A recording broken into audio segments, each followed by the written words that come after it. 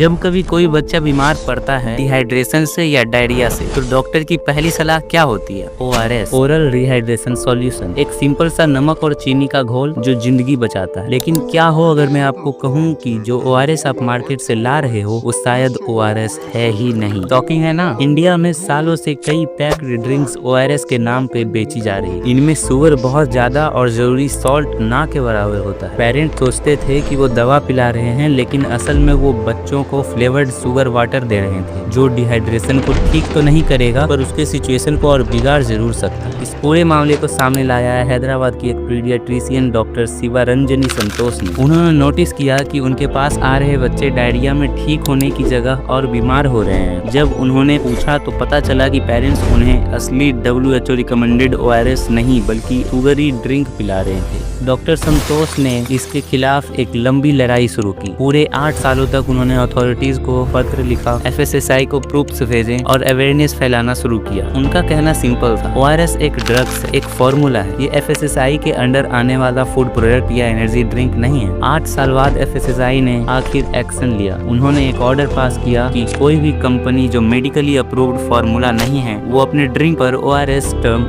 इस्तेमाल नहीं कर सकती। ये एक बहुत बड़ी जीत थी। डॉक्टर संतोष का एक इमोशनल वीडियो भी वायरल हुआ इस ऑर्डर के बाद। लेकिन कहानी यहाँ खत्म नहीं हुई। इस ऑर्डर के खिलाफ एक बड़ी कंपनी जॉनसन एंड जॉनसन ने दिल्ली हाई कोर्ट में अर्जी दाखिल की। उनकी दलील थी कि उनका 180 से 200 करोड़ रुपए का स्टॉक मार्केट में पड़ा हुआ है और इस बैन से उन्हें भारी नुकसान होगा। और हाई कोर्ट ने क्या किया? उन्होंने FSSAI के बैन पर स्टे लगा दिया। कोर्ट ने FSSAI से कहा कि कंपनी की बात सुने और फिर कोई फैसला ले। इसका सीधा मतलब क्या है? मतलब ये है कि FSSAI का बैन फिलहाल रुका हुआ है और ये मिसलीडिंग शुगरी ड्रिंक अभी भी मार्केट में है। फार्मेसीज में ORS के नाम से बिक रहा है। डॉक्टर संतोष की 8 साल की मेहनत पर एक रोड ब्लॉक आ गया है। तो अब सवाल ये है कि आप एज अ पेरेंट क्या करें? असली ORS की पहचान कैसे करें? बहुत सिंपल है। जब भी आप ORS खरीदें, पैकेट पर 3 चीजें जरूर चेक करें। पहला, उस पर साफ साफ WHO रिकमेंडेड फॉर्मूला लिखा होना चाहिए। दूसरा, ये एक दवा है इसलिए इस पर FSSAI का लाइसेंस नंबर या लोगो नहीं होना चाहिए। और तीसरा, पैकेट पर इंडियन फार्मास्यूटिकल्स या IP लिखा हो सकता है। ये लड़ाई सिर्फ एक डॉक्टर की नहीं है, ये लड़ाई हम सब के बच्चों की हेल्थ की है। कंपनीज अपने प्रॉफिट्स के लिए कोर्ट जा सकते हैं, लेकिन आपका डिसीजन आपके हाथ में है। अगली बार लेवल पढ़कर ही ORS चुनें। सावधान रहें, जागरूक रहें।